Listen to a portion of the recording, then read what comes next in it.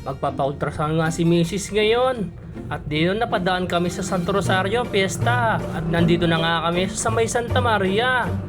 At eto nga nakapila na kami dito. Sakto pangalawa kami dito. Medyo napaga tayong dating namin. Ayan, tuwan-tuwa si Mrs.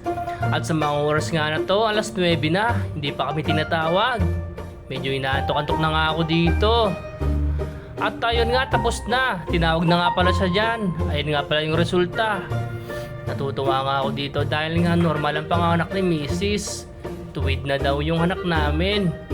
At eto nga tinignan namin yung mga resulta. Goods naman at normal yung anak namin. Ayan nakakatuwa naman ang blessing. At pauwi na nga kami dito. Ayan, dyan lang para yan sa May Santa Maria, Mexico, Pampanga. Ayan nga, uwi na nga kami dito. Nadaanan namin yung mga mosikos. Yun lang. Sheesh!